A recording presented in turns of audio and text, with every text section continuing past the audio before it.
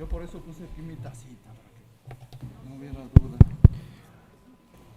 Muy bien, vamos a dar inicio con el conversatorio número 2, que está titulado Beneficios, oportunidades y retos para un sistema de vigilancia de plomo en sangre en México.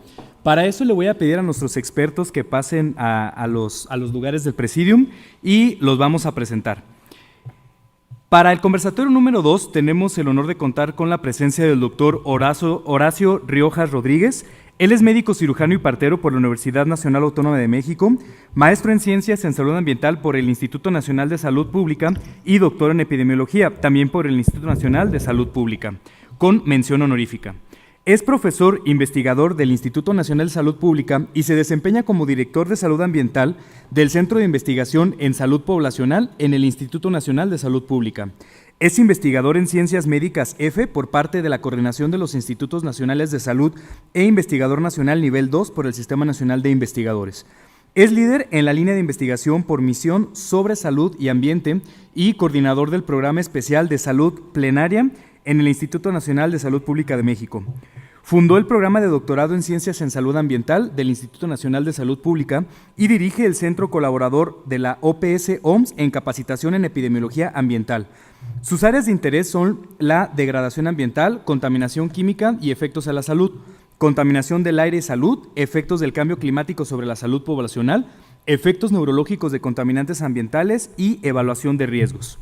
Muchas gracias por acompañarnos, doctor.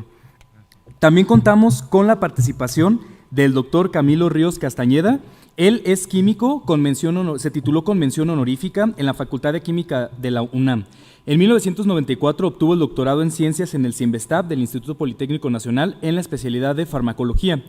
Por invitación del Newton Fund del Reino Unido, llevó a cabo 2 estancias en Londres y en Oxford a través del programa Leaders in Innovations Fellowships. Fue director de investigación y actualmente jefe de Departamento de Neuroquímica del Instituto Nacional de Neurología y Neurocirugía. El doctor Ríos es profesor titular C en la carrera de QFB y en el programa de maestría y doctorado en Ciencias Farmacéuticas de la Universidad Autónoma Metropolitana desde el año 1989. Es investigador nacional nivel 3 del Sistema Nacional de Investigadores desde el año 2004. Ha sido miembro del comité editorial de revistas especializadas en neurociencias, toxicología, entre otras. Es académico numerario de la Academia Nacional de Medicina de México, académico titular de la Academia Nacional de Ciencias Farmacéuticas y académico correspondiente de la Real Academia de Farmacia de España.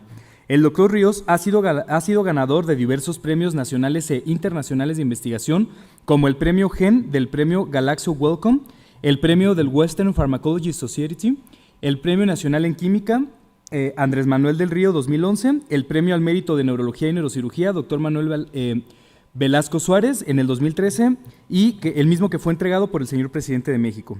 El Premio Hidalgo de Ciencia, Tecnología e Innovación en el 2014, entregado por el gobernador del estado de Hidalgo, y uno de los premios de la Academia Iberoamericana en Farmacia del 2020. Entonces, muchas gracias por su presencia, doctor. También en este presidium contamos con la doctora Betsabeth Quintanilla Vega, profesora investigadora 3D y jefe del Departamento de Toxicología del CINVESTAP, Campus de Ciudad de México. Es maestra y doctora en Ciencias en Toxicología por el Departamento de Toxicología del CINVESTAP. Realizó postdoctorado en el Instituto Nacional del Cáncer, en el NSI-NIH de Bethesda, Maryland, en Estados Unidos, en colaboración con la Universidad de Maryland en Baltimore. Es miembro SNI en nivel 3. Sus líneas de investigación son sobre los efectos de la exposición a metales y plaguicidas, sobre la reproducción masculina, modificaciones epigenéticas por exposición a contaminantes ambientales y susceptibilidad genética a la toxicidad por contaminantes ambientales.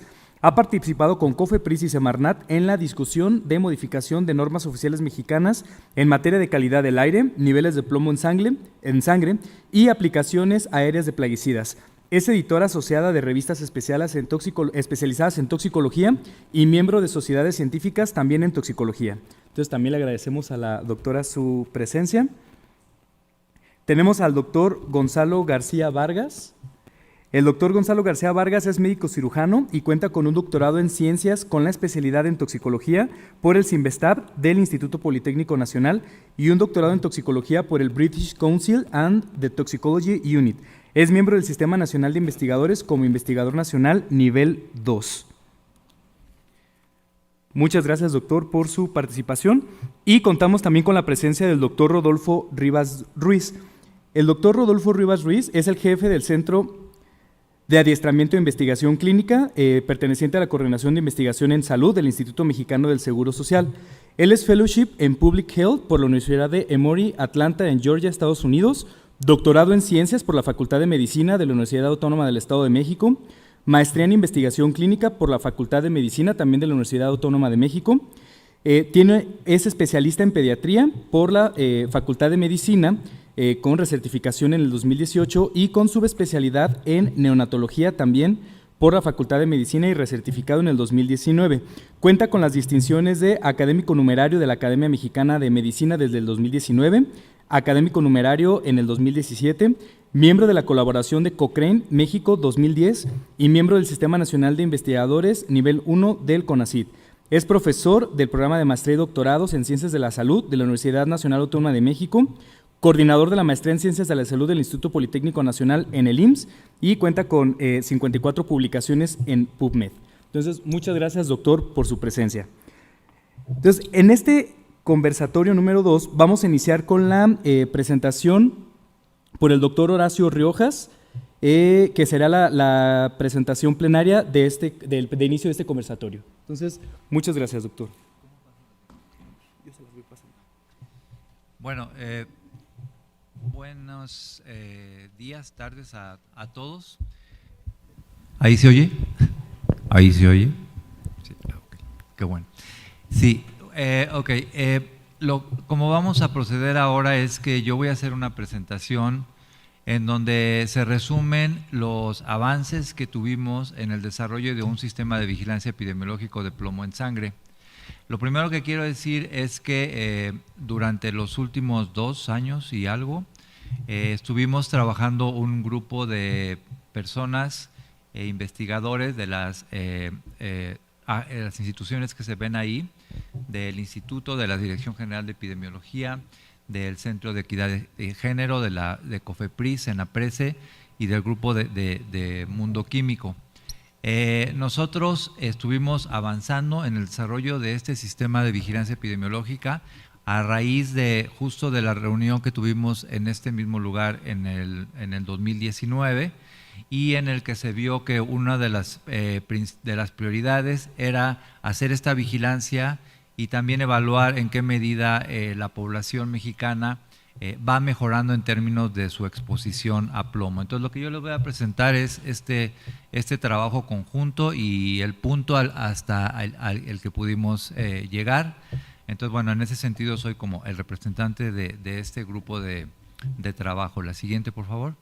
Quería yo traer a la mesa el tema de lo que es el seguimiento o el biomonitoreo de sustancias químicas en las poblaciones.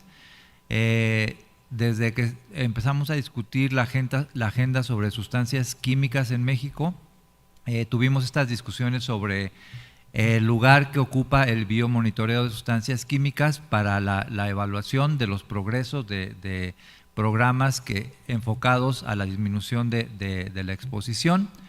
Tenemos un atraso bastante grande en nuestro país en términos del biomonitoreo de sustancias químicas y en las reuniones que tuvimos en el 2019, como parte de la priorización del tema de plomo, se tomó la decisión de comenzar a trabajar en este sistema de vigilancia utilizando métodos estandarizados que no solamente fuera útil para el plomo, sino que además fuera punta de lanza para el desarrollo de otros sistemas de biomonitoreo para otras sustancias relevantes para el país. Entonces, quería poner ese tema del sistema de vigilancia en el contexto general de lo que significa el biomonitoreo de sustancias químicas. La que sigue, por favor. Entonces, también quería mencionar, y hemos discutido mucho en el grupo de Mundo Químico, que en realidad la implementación del sistema de vigilancia epidemiológica hace parte de 3 herramientas que se han desarrollado en los últimos años como parte de esta agenda del plomo, que primero es la expedición de la modificación de la NOM 199. Leonora ya les comenzó a hablar de de eso. La norma está en discusión, existe el grupo de trabajo, está finalizando su propuesta para dejar esta norma de plomo en sangre en el nivel de 1 microgramo por decilitro. El otro instrumento que se desarrolló durante este periodo fue el protocolo para el manejo clínico por intoxicación por plomo. Es un documento que también ya está disponible. Y bueno, lo que queríamos mencionar en esta diapositiva es que los 3 instrumentos hacen parte de una aproximación integral al tema de la vigilancia y atención de la exposición a plomo en la población mexicana. La que sigue, por favor. Entonces voy a hacerles la descripción general del sistema de vigilancia como lo concebimos hasta ahora. Algunas cuestiones sobre una propuesta de programa piloto que hemos desarrollado y también 2 puntos importantes como la Encuesta Nacional de Salud y Nutrición nos permitió hacer una priorización de la población para hacer este pilotaje y después el desarrollo del sistema de vigilancia. Y de manera muy importante también vamos a discutir las capacidades analíticas para el análisis de plomo en sangre en nuestro país vinculado a este sistema de vigilancia propuesto. La que sigue, por favor. Entonces nosotros llegamos a este objetivo del sistema de vigilancia que en el que queremos es que se genere evidencia permanente del comportamiento a lo largo del tiempo de los niveles de plomo en sangre. Por una parte, en poblaciones susceptibles, como niños menores de 5 años y mujeres embarazadas, y por otra parte, en la población general. Entonces, tenemos 3 objetivos específicos, que es el desarrollo de los procedimientos para la identificación y seguimiento de las personas intoxicadas por plomo, obtener información sobre la caracterización de estos casos, y después el desarrollo de medidas relacionadas con la disminución de la exposición en las personas en las que se identifique que hay exposiciones altas a este metal. La que sigue, por favor. Tenemos entonces dos abordajes complementarios en el sistema de vigilancia. Uno es el que le llamamos el eje 1, que es el abordaje a nivel individual para identificar casos de exposición y dar seguimiento clínico correspondiente, ayudado del instrumento del protocolo de seguimiento clínico. Y el otro es el abordaje a nivel poblacional en el marco de la ENSANUD, que es el instrumento que hasta ahora nos ha permitido ubicar en el tiempo y también en las tendencias cómo está a nivel poblacional la exposición por plomo en población general, no solamente los susceptibles. La siguiente, por favor. Entonces, en la parte de este sistema a nivel individual, hemos ubicado poblaciones susceptibles que son los niños y niñas menores de 5 años y las mujeres embarazadas residentes en los estados con alta prevalencia de intoxicación por plomo.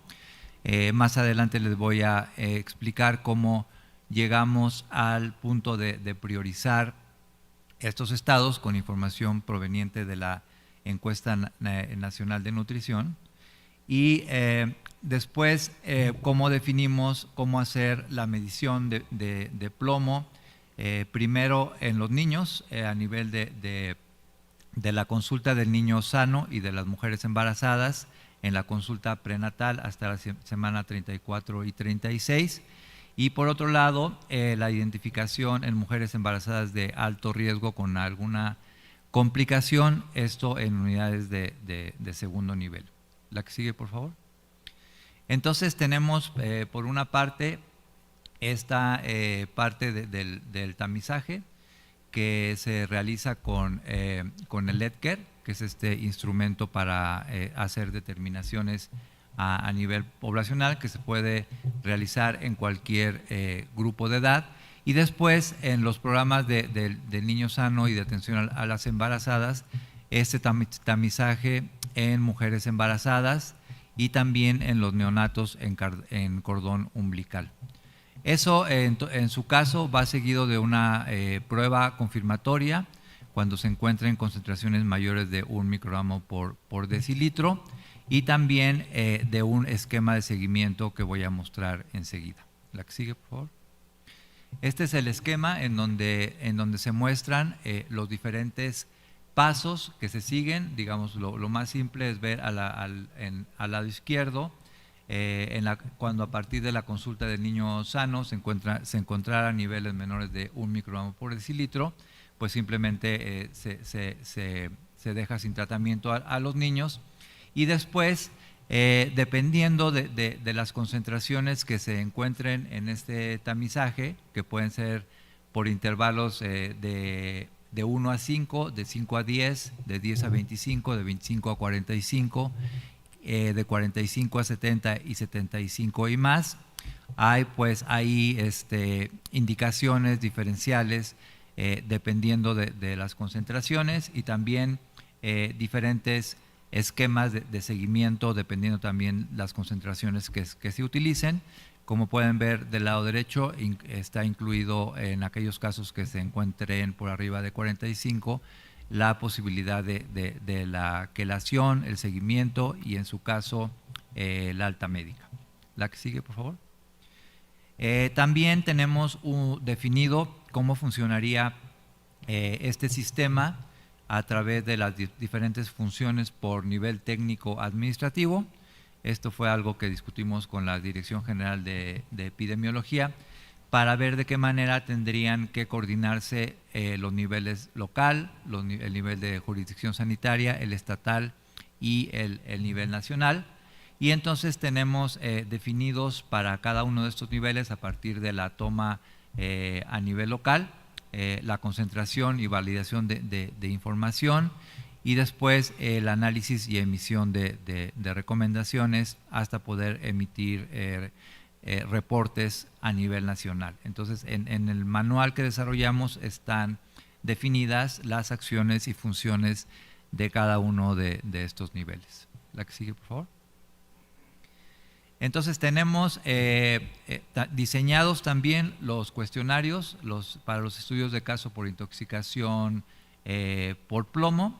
No voy a entrar en los detalles, pero en los anexos técnicos está definido cómo se tendrían que llenar estos formatos de cada uno de los casos, de la unidad notificante, del manejo de la muestra, y en su caso hacer una primera exploración de los antecedentes de exposición en cada uno de los casos en los que se reporten niveles por encima de lo recomendado.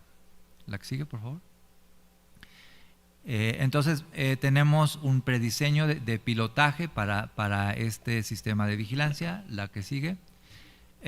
Lo que hicimos fue, a través de la ENSANUD, hacer una contextualización de los estados candidatos para este primer pilotaje, y después para extender el sistema de vigilancia. La que sigue, por favor. Bueno, tenemos, esto creo que ya lo había mencionado, pero incluimos en la priorización diferentes, además de la prevalencia, otro tipo de variables como las geográficas y las demográficas, para definir poblaciones vulnerables. Aquí están los resultados ya conocidos de la prevalencia estatal de intoxicación por plomo, según la última versión de la ENSANUD, desde el estado de Puebla, donde se encontró la mayor prevalencia de intoxicación, y ahí se incluye el resto de los estados y la media nacional. Es de aquí que viene el dato de el número de niños que están intoxicados por plomo en el país. La que sigue, por favor. No solamente tomamos en cuenta la prevalencia, sino que hicimos una estimación del número esperado de niñas y niños de 1 a 4 años con intoxicación por plomo en cada uno de los estados, dependiendo de la prevalencia, y es por eso que en algunos estados como el de México el número total de niños, como pueden observar, es mayor al de otros estados, aunque la prevalencia sea menor que en otros. Entonces, ese fue otro dato. Aquí está el complemento, la prevalencia estatal y número esperado de niños con intoxicación por plomo. La que sigue. Y esto también por ámbitos geográficos lo obtuvimos en ámbitos rurales y urbanos, y ahí podemos ver cómo en algunos estados incluso no solamente son poblaciones rurales, sino que el número esperado en poblaciones urbanas también es importante.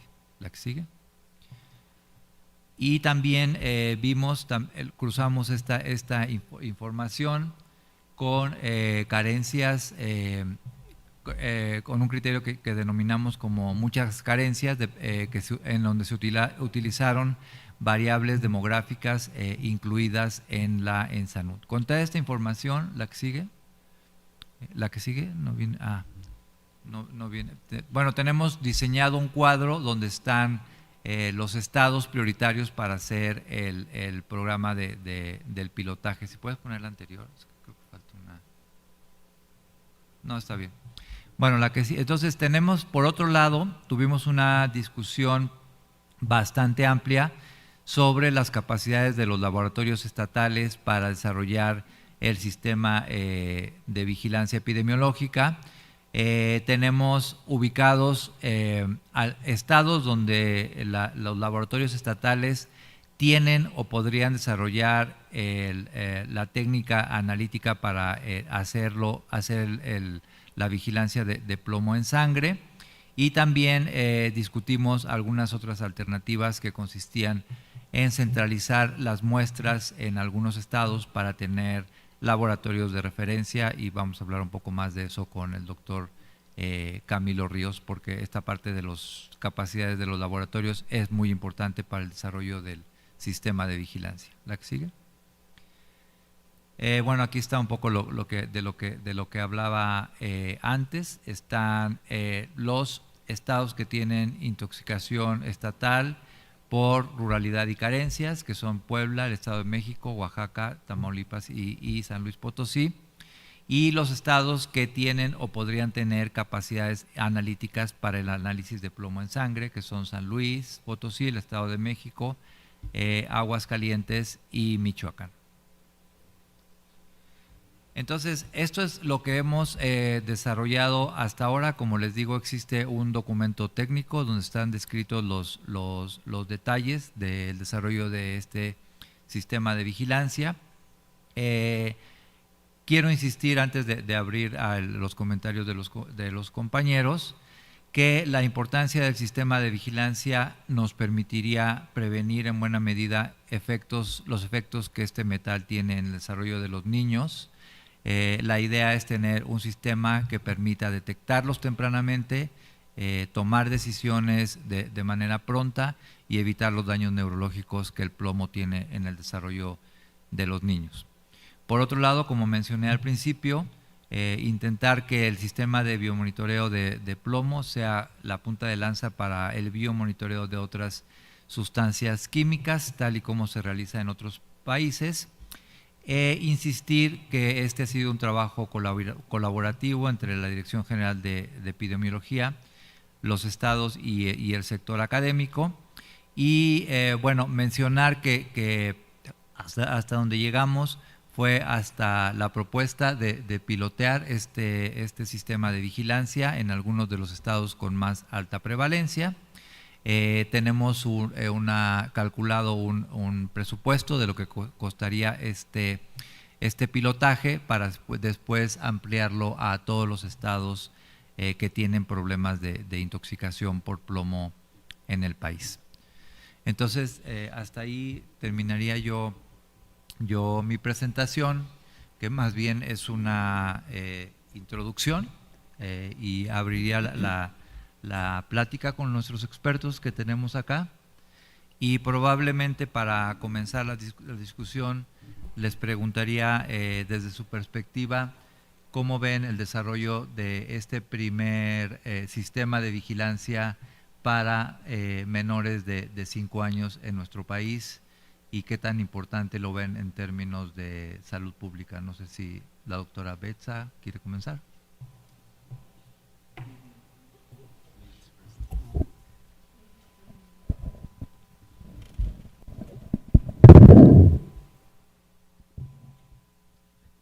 Pues, ¿qué son?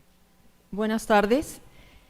Pues me da un gran gusto el desarrollo de estos conversatorios. Es como un pasito más grande de los que veníamos dando en décadas pasadas. Platicaba hace un momento con el doctor Rothenberg y bueno, pues él es quien más nos puede decir desde cuándo se los dije, y pues no hemos podido dar pasos más grandecitos de los que hemos dado o de los que habían dado anteriormente. De entrada, el pilotaje me entusiasma muchísimo. Veo la razón por la cual escogieron a estos estados que tienen pues las prevalencias más altas.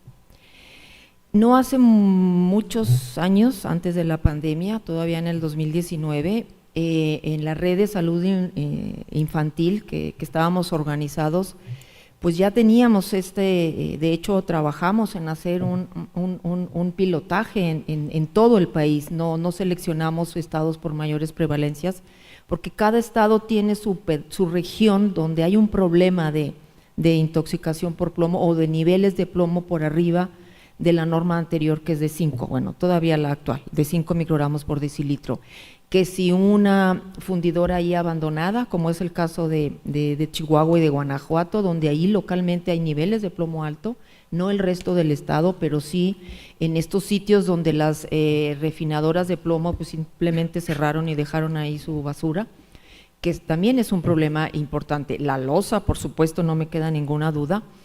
Entonces, y comentaba, en este esfuerzo que intentamos con la red de salud ambiental infantil, pues nuestro gran problema siempre fue el dinero. Y nunca tuvimos eco en las autoridades financiadoras de proyectos. No una vez, lo hemos intentado más de una vez y simplemente pues no ha sido del interés de las autoridades que dan el financiamiento. En nuestro país pues es CONACYT y por ahí una que otra fundación. Y siempre ha sido la necesidad de dinero para llevar a cabo esto que es el sueño de nosotros los toxicólogos y de los epidemiólogos ambientales, de hacer monitoreos y no nada más de plomo. Plaguicidas, que es mi otra área, estamos ansiosos de tener estos monitoreos en el país, biomonitoreos, para realmente poner las políticas donde hacen falta, y no lo hemos tenido. Entonces, en este caso, ojalá que ya tengan ese financiamiento. No sé si ya cuenten con ello, pero desde el punto de vista de mi cancha, que es la academia, y que tenemos en mente este problema serio de la contaminación aquí estamos hablando de plomo, pero puede ser cualquier otro, y siempre nos ha hecho falta el dinero.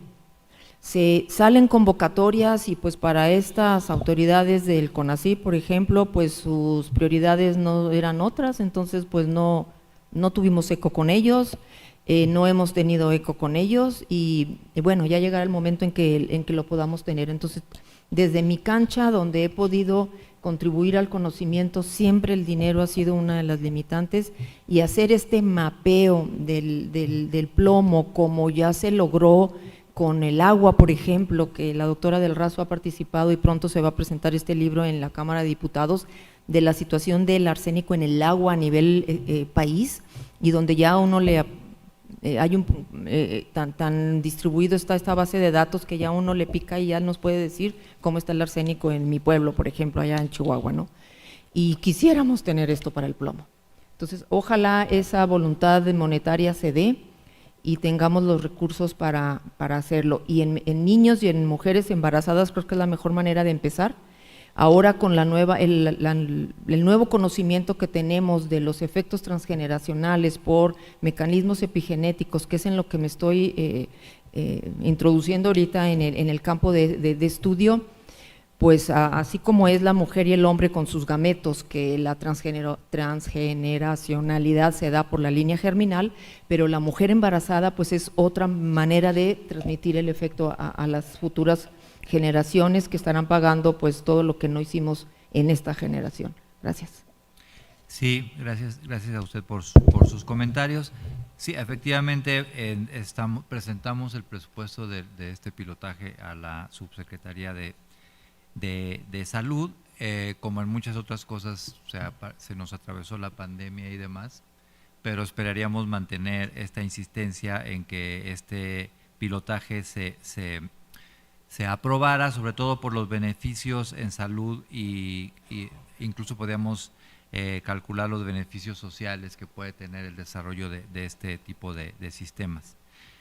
Doctor Rodolfo, le preguntaría cuál es su opinión sobre esa perspectiva de realizar este sistema de vigilancia a nivel individual en las unidades de salud, por un lado, y el seguimiento de las prevalencias a través de las encuestas nacionales de salud, en este, digamos, doble enfoque que hemos definido para la propuesta del sistema de vigilancia. Bueno, muchas gracias primero por la invitación y me siento opacado por todos ustedes, por todas. Me siento honorado, es un honor para mí estar aquí. Bueno, yo solamente puedo hablar desde mi punto de vista como pediatra y como epidemiólogo clínico. Y entonces, en esta esencia, cuando yo veo esta parte del monitoreo, a mí, por supuesto, desde mi cancha, como decía la doctora, a mí siempre se me antoja poder hacer la asociación con los datos clínicos, que se van teniendo. A mí me parecería que esa parte aún sigue siendo una tarea pendiente. La tarea pendiente de unir las fuerzas, de unir las aguas entre la epidemiología básica y la epidemiología clínica para poder ver cuáles son los efectos reales. Entonces, intentando ser el abogado del diablo, lo que podríamos decir es, ¿por qué no se ha obtenido el dinero? ¿Por qué no ha obtenido esta visibilidad? Yo, desde mi punto de vista como pediatra, podría decir porque prácticamente la intoxicación por plomo en pediatría es invisible. Es invisible desde el punto de vista de las facultades, de la Facultad de Medicina, del programa de pediatría, de la Facultad de Medicina, que es donde yo estoy, en la UNAM, en la Anáhuac tampoco hay nada, en el Instituto Nacional, en el Politécnico Nacional, no tenemos estas aseveraciones. El otro punto es el punto del coeficiente intelectual o de hablar de alteraciones de coeficiente intelectual desde el punto de vista epigenético, ¿no? Desde el punto de vista epigenético, incluso desde el punto de vista social, quitando la epigenética. Podemos saber que hay un conglomerado de variables que pueden estar confundiendo la presencia del coeficiente intelectual como tal. Es decir, todavía requerimos tener mucho más sólido la evidencia que nos permitiera a nosotros, pediatras, platicar un poquito más, hacerlo mucho más visible. Entonces, a mí me parece que, por supuesto que este primer paso de vigilar y hacer el pilotaje es sin duda un papel muy importante que nos va a permitir tener el saque. Yo creo que debe de ir de la mano con la evaluación clínica de los datos, hacer evaluaciones un poco más formales del coeficiente intelectual, que no es nada sencillo, ¿no? O sea, llevarlos a cabo a nivel poblacional no es nada sencillo, pero sí creo que con tantas alteraciones que puede tener, me parece que se podría llevar a cabo tal cosa. En este sentido, el modelo llevado a cabo en embarazadas y en niños, me parece que es un modelo que puede ayudar a ser factible. ¿Por qué? Porque los seguimientos son más cortos, ¿no? Entonces, con estos seguimientos cortos se puede llegar a tener mensajes mucho más sólidos que pudieran beneficiarse. Entonces, bueno, sin duda me parece que es un buen paso, pero debe de ir también de la mano de estos desenlaces clínicos que mencionarlos en cada una de las ocasiones para poder suavizar los corazones de los tomadores de decisiones. Sí, muchas gracias. Muy buenos comentarios. Creo que este tema de trabajar con los médicos para hacer visible el problema, por un lado, y por otro lado, que ellos también tengan la capacidad en su práctica de detectar alteraciones que normalmente cuando exploramos a los pacientes no vemos. Creo que es un buen punto. Hay, digamos, iniciativas de las que se va a hablar después sobre cómo se está trabajando en capacitar a los médicos justo para que tengan este tipo de habilidades, y en el tema de metales y de plomo me parece muy importante de insistir en eso, tanto en las instituciones de salud como en las facultades de medicina. Quisiera preguntarle al doctor Gonzalo que nos diera su opinión sobre el desarrollo de estos sistemas de vigilancia sobre plomo y que nos dijera desde su perspectiva que donde él ha estado trabajando sobre este tema en Torreón con un sistema de vigilancia, que nos hablara un poco de eso y que nos diera su perspectiva de cómo hacer, ampliar este tipo de vigilancia a nivel nacional. Bueno, primero agradezco la invitación de Mundo Químico y de las instituciones participantes. Para mí a mí me apasiona hablar de esto porque hay ciertas características en la toxicología ambiental que hacen que sea una disciplina especial. Y eso nos sucede con casi todas las sustancias. Las alteraciones funcionales en casi todos, a lo que son metales, lo que son plaguicidas, lo que son compuestos orgánicos, la exposición va provocando alteraciones funcionales años antes, muchas veces años antes, años previos a que ocurra la manifestación clínica. Porque las exposiciones son a dosis muy bajas. Entonces, hay veces que esto no tiene,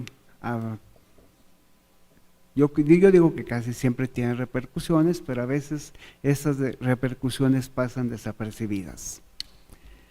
Este es el caso de lo que sucede con plomo, que también sucede con arsénico, con cadmio, con muchas exposiciones ambientales, que cuando ocurre la problemática clínica, ya estamos en una etapa relativamente tardía, a veces para resolver lo que le está pasando a los niños, y se convierten en casos de enfermos que muchas veces ya son enfermedades crónico-degenerativas que no tienen mucha opción de solución y que son muy costosas.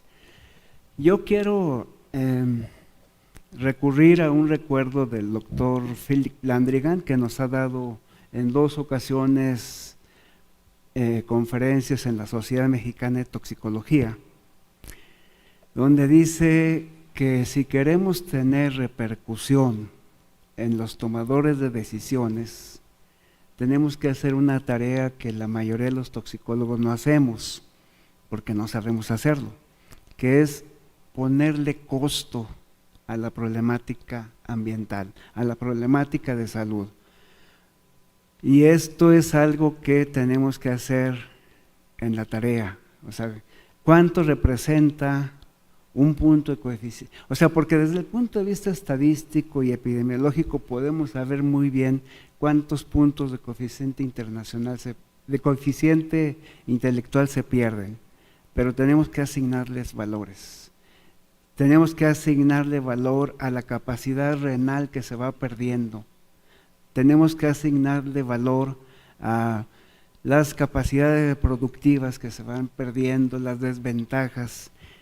Y sobre todo porque casi todos los problemas ambientales acuden o ocurren principalmente en poblaciones vulnerables, en poblaciones con inequidad ambiental, con poblaciones que son poco estudiadas aún y que a veces, como ahorita lo acabamos de ver con los trabajadores de la loza, son poblaciones que no tienen seguridad social, que no tienen cómo llevarse a cabo una serie de estudios.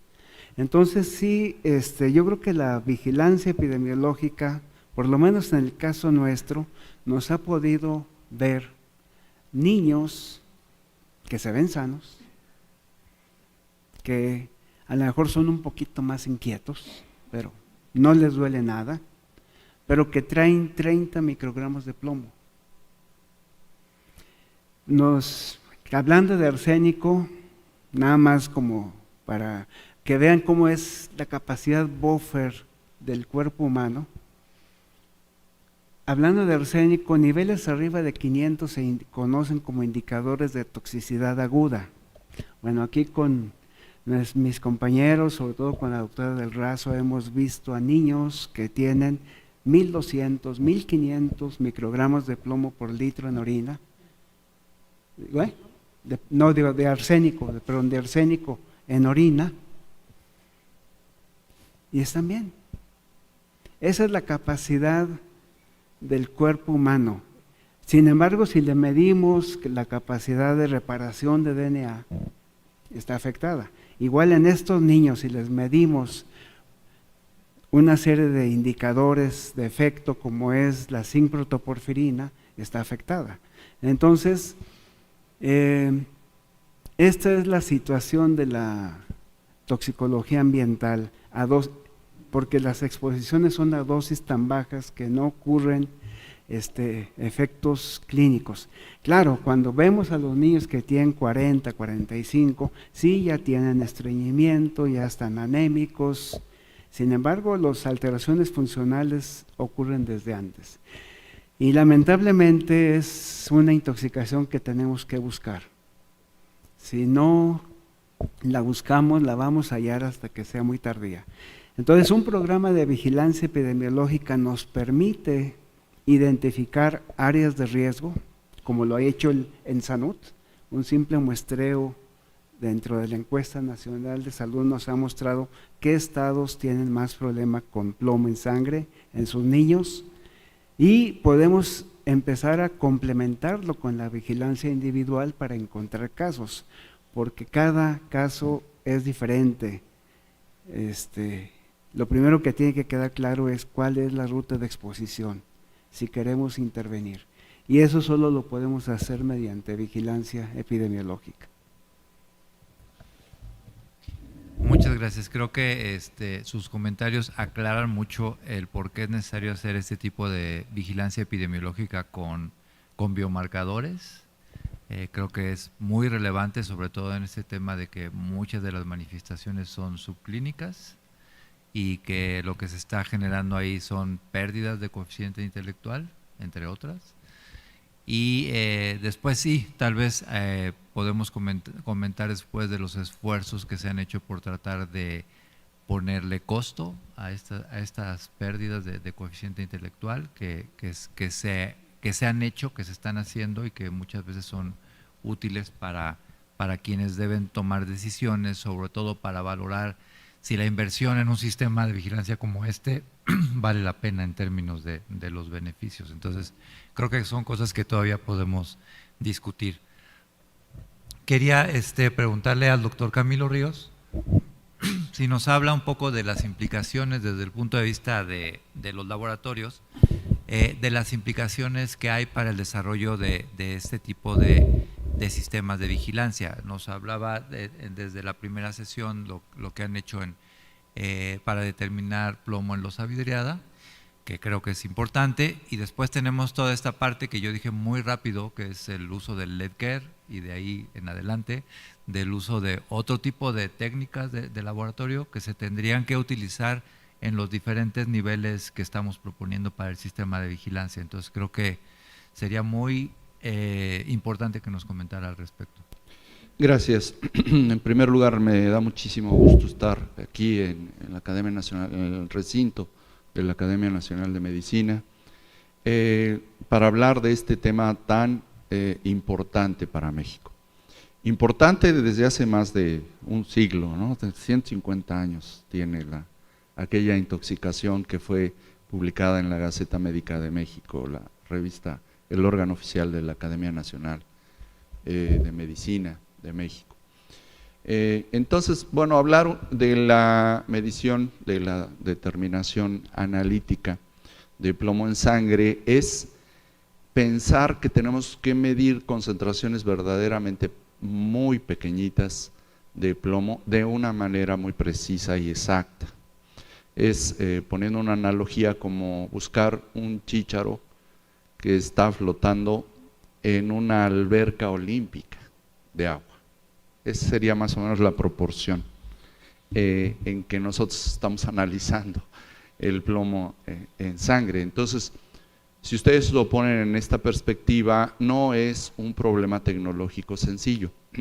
Sin embargo, es un problema que está resuelto, por fortuna. Entonces tenemos elementos para decir que hay algunas técnicas de laboratorio que sí son capaces de medir estas concentraciones tan pequeñitas de plomo en sangre, pero que se requiere infraestructura. Si nosotros queremos tener una norma oficial mexicana con un nivel de 1 microgramo por decilitro como valor límite o valor de referencia, todavía hay una discusión, ¿no? Pero vamos a decir como valor máximo de plomo en sangre, el problema es que hay muy pocas técnicas analíticas que permiten hacer esta medición con precisión y exactitud. Y entonces pasamos a la discusión de las capacidades analíticas que tiene nuestro país. Las capacidades analíticas no son únicamente cuántas instituciones tienen los equipos con la tecnología suficiente para medir estas concentraciones tan pequeñas, sino que también tenga al mismo tiempo personal capacitado para medir estas concentraciones en sangre. Es muy fácil contaminar, imagínense, con los dedos de la mano una muestra de plomo en sangre, ya que, por ejemplo, el sistema de Ledger, que usa un capilar para tomar la muestra de una gota de sangre, es muy fácil, si no se tiene el entrenamiento, contaminar esa muestra de esa gotita de sangre en la que vamos a medir el plomo. Entonces, esto nos lleva al siguiente problema, que es decidir cuál de estos métodos analíticos, y esa discusión se dio dentro del grupo y también en el grupo de la norma, en la modificación que está en curso de la norma oficial mexicana de plomo en sangre, porque en definitiva hay métodos que no pueden hacer esto con la precisión y exactitud que nosotros quisiéramos. Y entonces tenemos que recurrir a métodos que son, vamos a decir, de laboratorio. Es muy complicado, se puede hacer, desde luego, y es muy útil el screening, ¿cómo se dice? El tamizaje, perdón, disculpen. El tamizaje del plomo usando Ledger, por ejemplo. Pero ahí nos encontramos con el problema que tiene un límite de cuantificación de alrededor de 1.9. Si nosotros tenemos una norma de 1, pues vamos a tener un problema de que vamos a tener falsos negativos, no por otra cosa, sino porque la técnica no mide la diferencia entre 1 y 1.9, ¿no? Tiene un corte ahí, hacia abajo. Lo mismo puede tener problemas hacia arriba, ¿no? De falsos positivos. Entonces, aquí es una buena estrategia de tamizaje usar esta técnica, pero tenemos que recurrir a la confirmación, que fue lo que presentó Horacio en las diapositivas, una confirmación en una técnica de laboratorio, en donde quizá se tenga que tomar una muestra de sangre venosa. Y aquí, perdón, el problema ya sería en los niños y en los recién nacidos, ¿no? En donde es complicado, por decirlo menos, tomar una muestra de sangre venosa. Entonces tenemos ahí una propuesta, ¿verdad?, que también surgió del mismo grupo, de hacer la determinación de plomo usando una gota de sangre en un pedacito de papel filtro.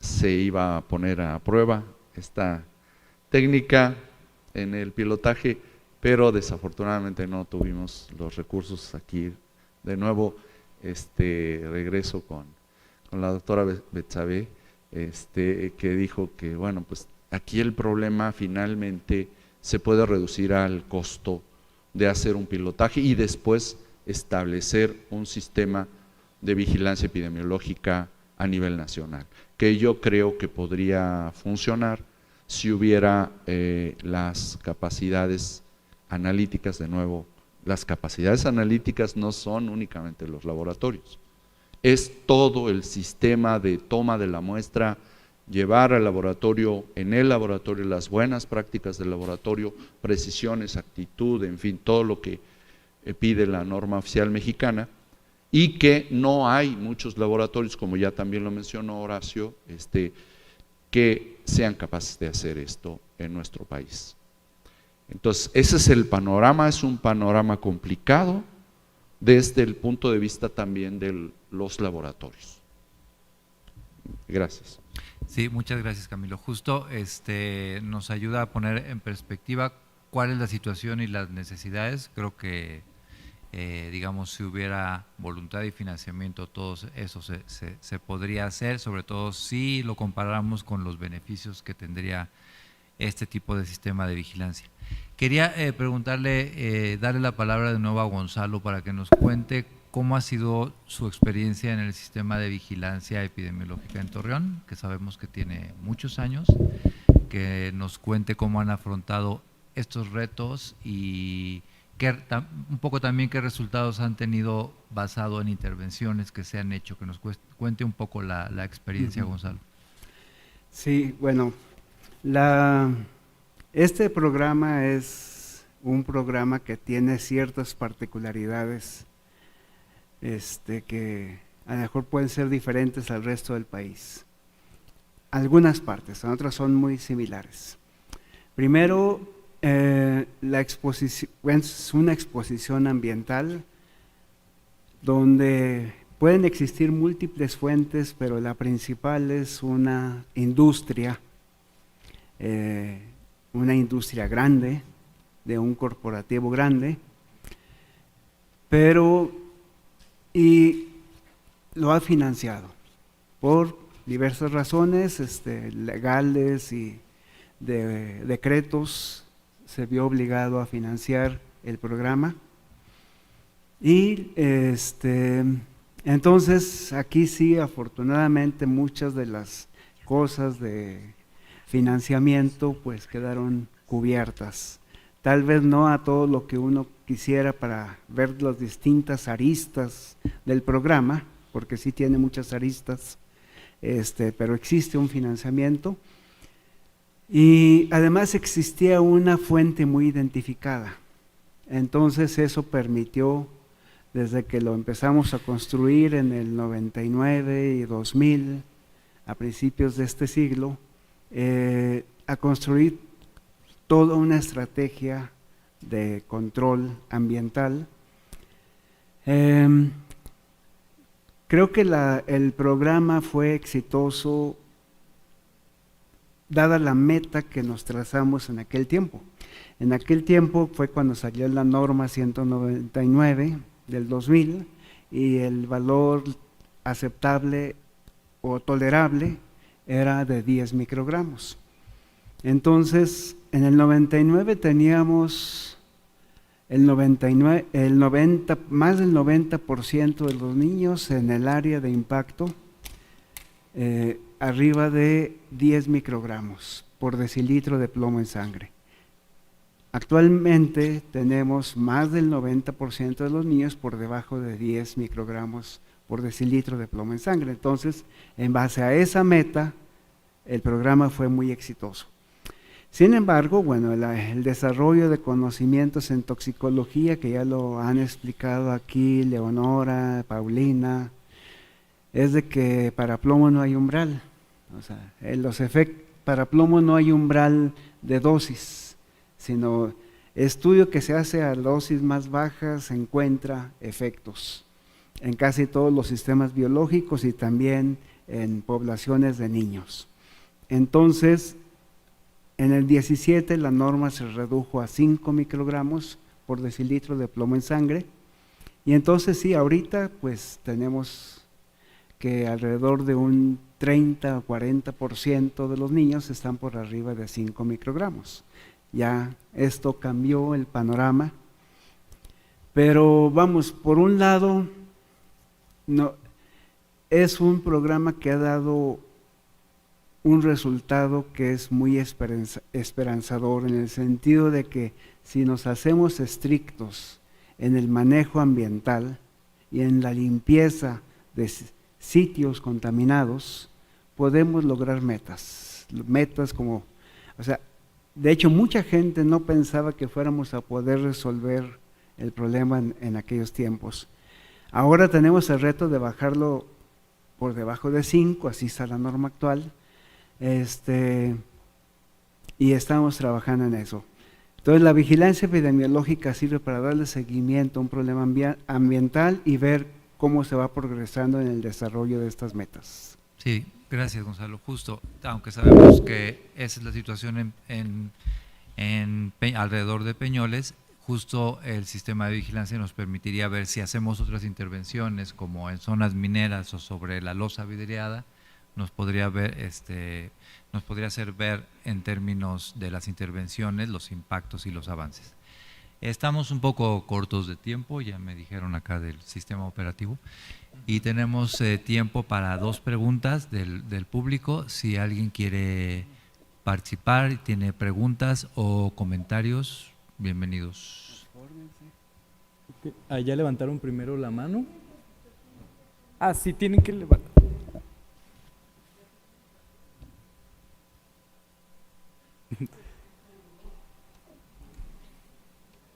Bueno, sí.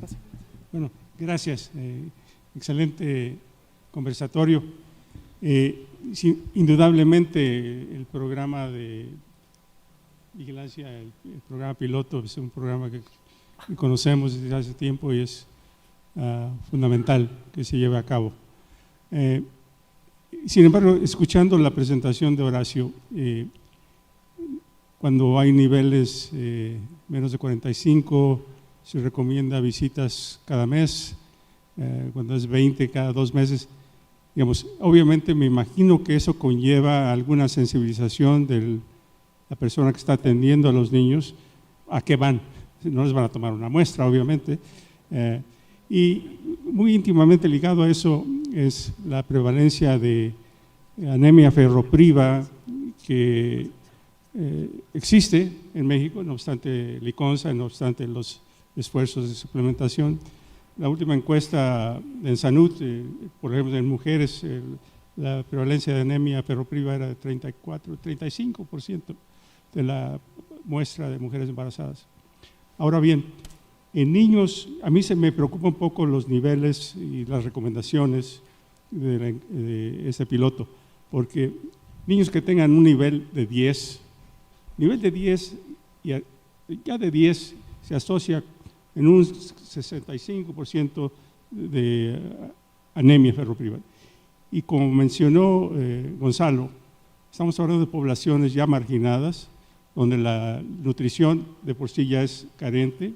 Entonces, probablemente aquí se requiere paralelamente estar promoviendo la parte de suplementación con hierro, porque obviamente no es posible. Y finalmente, hablando de costo, lo que señaló acertadamente Gonzalo, no es el costo en dinero, es el costo en educación. Los niños más pobres realmente tienen el impacto de plomo y anemia ferropriva y van a tener un menor aprovechamiento escolar, y esa es la inversión que no va a hacer el país. Estamos hablando de años donde estos niños realmente no van a llegar no solamente a ir a una universidad de bienestar, sino a la escuela de la esquina. Gracias. Sí, muchas gracias por sus comentarios, doctor Santos Preciado. ¿Alguien quiere responder al comentario? Perdón, vamos a escuchar primero las preguntas por ok, cuestiones del tiempo, y ahorita al final hacemos los comentarios de los acuerdo. expertos, por favor. Perdón, sí. Adelante. Hola, mi nombre es Bernardo Juárez Rodríguez, soy artesano. Más para ponerlos en contexto, las alfarerías tradicionales se prenden emulando a los papás. Entonces los niños están de lleno dentro de los talleres son talleres casa. Entonces no se puede sacar a los niños a otro lado porque el taller también es su casa. Ahí es como se van aprendiendo los oficios. La otra, no hay seguridad y higiene en los talleres, desconocemos. Regreso a lo mismo, no hay educación dentro de los talleres. FONAR ha apoyado, pero solamente, yo pienso hasta un 10%, el 90% desconoce incluso con qué está trabajando. No hay información en los talleres de qué daño hace el plomo al estarlo trabajando. Entonces ahí necesitamos ponerle un poquito más de atención, porque si son las mamás, los hijos los que están trabajando ahí, pues imagínense, ¿no? Hay mucho trabajo por hacer en campo. Yo sí me gustaría que participáramos en estas mesas los artesanos para que sepan de primera mano esta información, ¿no? Porque muchas veces acá dicen normas, leyes, pero jamás aterrizan a ver los artesanos todo lo que están pasando. No es tan fácil hacer la transición. Hay que cambiar hornos, hay que limpiar hornos, hay que incluso cambiar de materiales. Con los materiales que se están utilizando es de la época de la conquista. El esmalte lo traen los españoles, nosotros trabajamos otro tipo de artesanías, bruñido, engobes, esgrafiados. Desgraciadamente es igual, se perdió con la conquista. Todavía hay muchas poblaciones que lo están haciendo, pero las poblaciones alfareras, yo le hablo de Tlaxcala, somos 3, inclusive San Pablo del Monte que hace Talavera, pues en las otras 3 San Pablo está muy alejado, ¿no? Ya tuvo capacitación, hay talleres, hay recorridos turísticos, hay todo, pero las otras 3 poblaciones pues no hemos tenido ese apoyo. Entonces pues sí, ha llegado FUNAR, pero así como llega, se va unos años, regresa, no ha habido una constante capacitación para que los artesanos puedan hacer esta transición. No se hablan de normas, se hablan de leyes, pero no hemos puesto el dedo en los artesanos, ¿no? Ver que hay que llevarlos de la mano para que puedan hacer esa transición. Somos parte cultural de este país. Entonces, si ustedes empiezan a ponerles trabas, esto va a desaparecer. De por sí la alfarería ya está desapareciendo. La mayoría de artesanos son de arriba de 50 años. Entonces, sí hay que ver esa parte. Gracias. Gracias. Buenas tardes a todos. Mónica Alcalá, vicepresidente técnico de la Asociación Nacional de Fabricantes de Pinturas y Tintas. Quiero contribuir un par de datos a esta sesión tan interesante. En los foros de la Organización Mundial de la Salud, Panamericana de la Salud, ya se habla en el equivalente de impacto económico de la intoxicación por plomo. Hay un estudio publicado en 2011 de la Universidad de Nueva York en Langone, que tiene un mapa interactivo donde los niveles de plomo por país están interactivos, y leo del estudio en este punto. El equivalente de pérdida, el equivalente en PIB de intoxicación por plomo es del 2% del PIB para Latinoamérica. El impacto en costo en productividad a lo largo del ciclo de vida de una persona es aproximadamente el equivalente de $8,000 americanos por cada pérdida de punto de coeficiente intelectual. Y se estima una pérdida de aproximadamente 4 millones de puntos de coeficiente intelectual por el impacto en plomo en la población infantil. Estos son datos para México, pero el mapa interactivo de todas las regiones del mundo está disponible de consulta abierta. Muchas gracias. Muchas gracias por la información. Sí. Perdón por ser indisciplinado y poner más de 2 preguntas. Primero, muy notable la participación interinstitucional en el sistema de vigilancia. Me preocupa que no tengamos representantes de la Secretaría de Salud en este foro, pero sí me gustaría reconocer el trabajo que hicieron y saber cuál fue la dimensión de esa contribución al desarrollo de esta propuesta. Esa es mi primera pregunta, a ver si en la descripción del desarrollo nos pudieras explicar, doctor Horacio Riojas, ese tema. Y lo segundo es sobre el sistema de laboratorios. Estaba pensando, doctor Camilo Ríos, cuando nada más teníamos calculadoras, era realmente difícil conseguir una computadora para hacer una regresión lineal múltiple. ¿Nos queremos quedar en esa actitud o realmente el país se merece tener por todo el país, por toda la nación, un sistema adecuado de laboratorios en el que podamos medir como medimos la glucosa, medir el plomo? ¿Qué lo hace distinto? ¿Por qué nosotros tenemos que tener una excusa de que, caray, no hay? Pues tiene que haber. Entonces, no sé, una reflexión al respecto.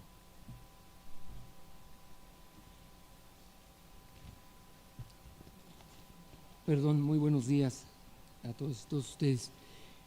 En específico para el doctor Camilo Ríos, para allanar el camino. Si se puede acercar más. Sí, para allanar el camino a estudios de solubilidad o de presencia de plomo que se encuentren dentro de los límites de normas oficiales mexicanas, pienso que donde usted trabaja no hay más de ni siquiera 6 composiciones de esmaltes a nivel nacional que contienen boro, silicato de sodio, calcio, que es la composición de los vidriados que ustedes hoy acaban de recibir una muestra en las piezas que presentaron aquí, que regalaron.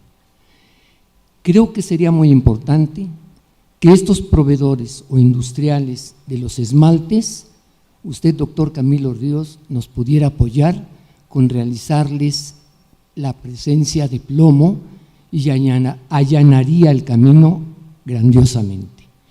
Comentarle también que es casi 100% seguro que de cuando se presentan piezas en laboratorio para encontrar el porcentaje de plomo o de solubilidad o las partes por millón de plomo, puede ser contaminación definitivamente porque el vecino está al lado produciendo la alfarería vidriada con la greta o con el óxido de plomo. Contaminación ambiental, contaminación residual. En el acompañamiento que hemos hecho con Pure Air Blacksmith, antes Institute, encontramos en las plantas, en el piso, verdaderos casos de terror, de presencia de plomo en talleres que supuestamente ya no trabajaban con plomo. Entonces la contaminación ambiental es gravísima. Los residuos de los desechos de plomo es increíblemente grave. Todo esto no tiene caso, muy importante, porque es la parte que está, es una de las partes que está originando el problema de intoxicación, ¿no? Para esos niños, para esa población civil, pero también tenemos que entender la población de los infantes que pertenecen a los alfareros productores de esta loza. Hay la norma que tendríamos que aplicar a estos 7 o 6 fabricantes de esmaltes que no tienen más que 2 o 3 fórmulas y esmaltes comerciales, sería la de la ASTM C738-94 2020 de la Standard Test Método de plomo y cadmio. Entonces, ese sería muy importante para poder nosotros allanar el camino y ver si lo que el mercado está ofreciendo como una solución para dejar de contaminar tanto a las familias productoras de alfarería como a la población civil, pudiéramos tener eso, doctor. Otro aspecto muy importante para todos los que estamos presentes, México es rico ahora, la actual administración nos dicta que tenemos el oro, ya no es el petróleo, el oro en nuestro país hoy es listo a explotarse, a sacarlo de las minas, que sería ¿cuál? El óxido de litio.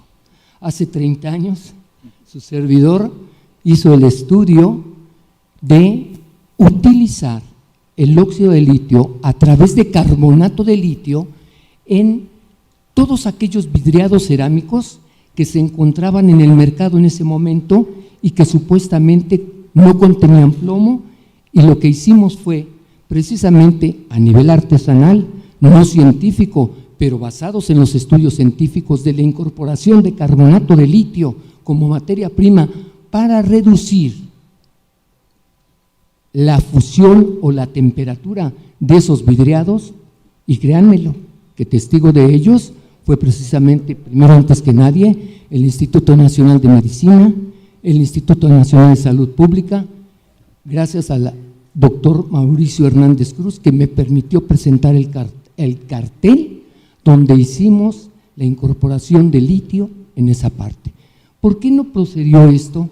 ¿Por qué no se siguió adelante? Muy simple, porque en aquella época la doctora Mercedes Juan, que era la subsecretaria de la Secretaría de Salud, dijo que el litio era una droga y que esa droga obviamente iba a afectar a la población mexicana. Por eso se publicó, ahí están los diarios, si los revisamos están las declaraciones. No fue una alternativa. Yo hoy en este momento les puedo decir a todos ustedes que hace rato preguntaba Paulina precisamente a la directora del FONAR, ¿qué otras propuestas hay? Bueno, ahí está esa propuesta de hace 30 años, somos ricos en litio, yo creo que si voy y tomo los desperdicios del tratamiento de la explotación de litio va a ser maravilloso para poder reducir y seguir con esa investigación con honestidad. Hasta 200 grados centígrados de temperatura alcanzamos a reducir. O sea, un vidriado que trabaja a los 1060 grados centígrados de temperatura y que es 100% no soluble, que no es atacado a los ácidos, con la incorporación del 1, 2 o 3% de óxido de litio, se reduce terriblemente la temperatura y trabaja en los hornos convencionales tradicionales de los alfareros, con leña o sin leña, a gas o eléctricos. Entonces, la importancia del litio en nuestro país, ahora cuando yo escuché esa noticia dije, vaya, bendito sea Dios, vamos a tener éxito, ahora sí. Gracias. Muchísimas gracias. Vamos a pasar al siguiente comentario. Sí, si me escucho que estoy un poco chaparra. Buenas tardes. Bueno, soy la doctora Olga Martínez Pantaleón, soy médico adscrito al Departamento de Urgencias, encargada del Centro Toxicológico del Hospital Infantil de México y coordinadora de la Red Toxicológica Mexicana, que incluye 24 centros toxicológicos. Este programa inició en el 1994 por el Tratado de Libre Comercio, en donde Estados Unidos y Canadá solicitaron a México la creación de centros. En esa época era salud ambiental, el doctor Gustavo Lais, la doctora Susana Cerón, pues se dieron a la tarea de este programa. En el año 2000 se inició la red de centros para tratar de hacer una cobertura nacional. Actualmente, a pesar de todas las adversidades, pues seguimos funcionando 24 centros y el apoyo más ha sido de Organización Panamericana de la Salud. Y quiero comentarle pues que sí hay felicitarle por este trabajo, que realmente es la punta del iceberg, pero nos va a dar muchas posibilidades. Esto que está comentando del monitoreo biológico, pues lo hemos esperado por años. Realmente dicen que lo que no se cuantifica no se avanza. Entonces, esto es un buen punto de partida. Nosotros en áreas clínicas, nos están solicitando apoyo en forma variada, no siempre, pero para pacientes con sospecha de intoxicación por metales, y uno de ellos es plomo. La problemática es el laboratorio, ¿en dónde? Y la segunda problemática, después de aplicar un protocolo de manejo de estos pacientes, las situaciones donde encontramos el tratamiento específico, en este caso quelante, y donde hay áreas específicas. Nosotros como centros toxicológicos, pues nos han consultado porque no hay unidades ambientales, incluso si hay pocos centros, unidades ambientales creo que solo son 2, la de San Luis Potosí y me parece que en Cuernavaca hay otra, pero la situación es que sí también, como consideró el doctor Santos Burgó, nos han precedido, la importancia de la Secretaría de Salud, que en un momento dado nos llaman para capacitación a personal de primer contacto, en este caso médicos generales. Acabamos de hacer la última en la cuenca de Sonora por el problema de metales pesados en el área.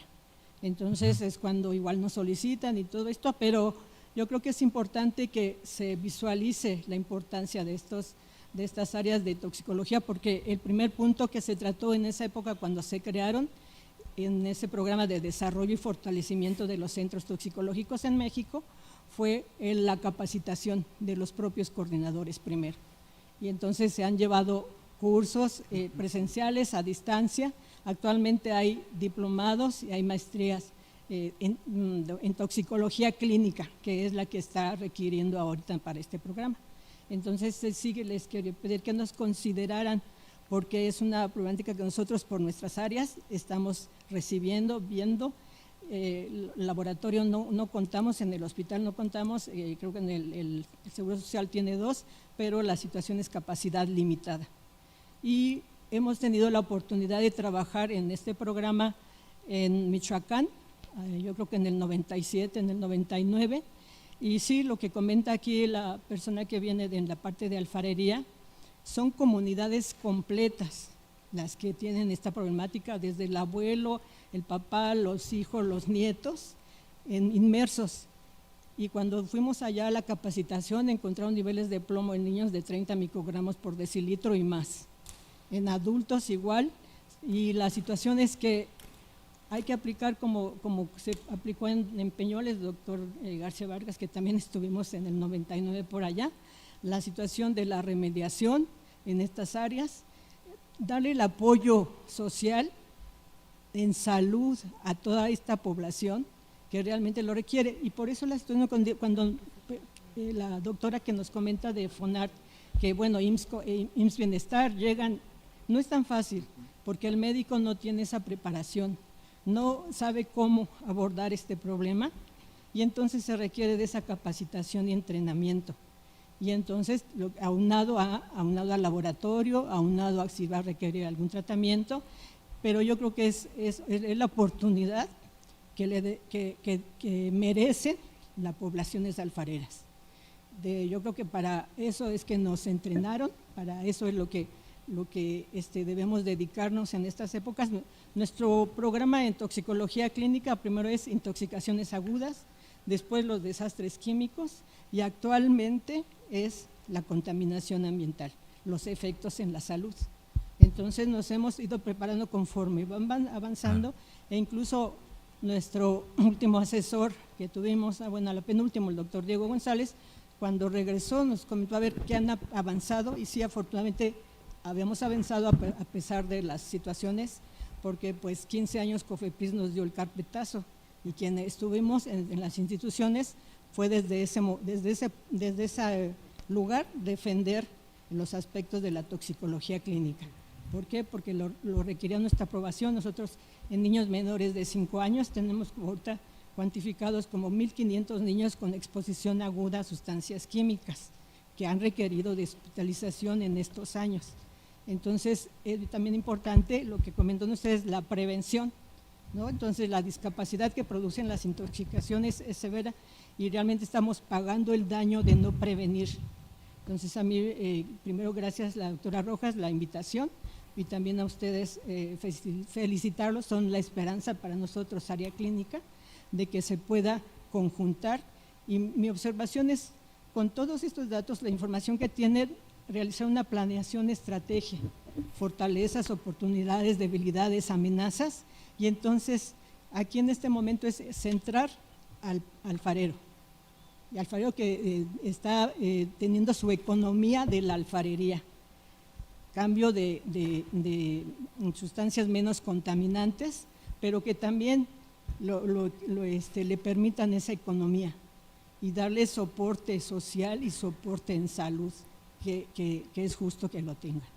Gracias. Muchas gracias, doctora. Como ya estamos muy retrasados en tiempo, les voy a pedir a los expertos que nos den a lo mejor un comentario muy breve, final, para poder pasar al siguiente conversatorio. Muchas gracias. Sí, Camilo, creo que hay varios comentarios, preguntas. Gracias, hay varias preguntas que me fueron dirigidas directamente. Quiero comentar primero este aspecto de la interacción de plomo con otros metales que mencionó el doctor Santos Preciado, es muy importante. El plomo inhibe la síntesis de la hemoglobina, vamos a decir en general, el grupo hemo, pero la hemoglobina en particular a concentraciones verdaderamente muy pequeñitas. Y lo inhibe esta síntesis de la hemoglobina en al menos dos puntos de su síntesis. La última, la incorporación de fierro al grupo hemo. Entonces, esa es una de las cosas que nosotros algún tiempo estuvimos proponiendo, que se incluyera un marcador de efecto hematotóxico de plomo, ¿no? Sin protoporfirina, lo mencionó Gonzalo, o protoporfirina libre. No es tan difícil de medir, de hecho es más fácil de medir que el plomo, y aquí voy a la pregunta o el comentario del doctor Santos Burgoa. Tenemos un problema analítico no porque en sí sea un problema analítico, sino porque no tenemos los recursos, y creo que ahí es donde deberíamos insistir en que nuestro país se merece un sistema de laboratorios en todo el país, con los equipos suficientes y con la capacitación de la gente, como para enfrentar este problema que es gravísimo y que hemos venido nosotros en el laboratorio analizando desde hace más de 40 años. Estamos en nuestra tercera generación de equipos para medir plomo en sangre. Y no es la última, ¿no? Ya tenemos como 15 años con este equipo. Entonces, un poco respondiendo también al comentario sobre la losa de barro, estamos en la disposición, siempre lo hemos estado, de medir las concentraciones de plomo en la liberación de plomo de la losa de barro hacia la solución líquida, ¿no? Que sería la norma oficial mexicana 231. Con todo gusto nos ponemos de acuerdo y lo podemos hacer. Claro, siempre hay algún costo de reactivos que nosotros no podemos cubrir, pero bueno, en ese caso quizá les interese cubrirlo a ustedes. Y creo que eso es todo. Comentario breve, Gonzalo, para terminar. Muy brevemente quiero enfatizar la postura de la doctora Martínez Pantaleón. Si hacemos vigilancia epidemiológica, ¿qué vamos a hacer si encontramos niños arriba de 45? Que yo creo que sí los vamos a encontrar. Cuando los antídotos son huérfanos en el país.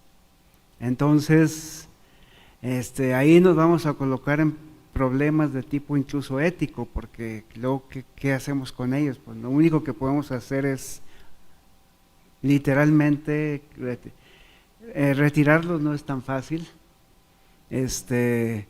Quelarlos con qué, lo único que podemos hacer es dejarlos en el hospital, y a veces luego se complican por estar en el hospital. O sea, es un problema muy serio.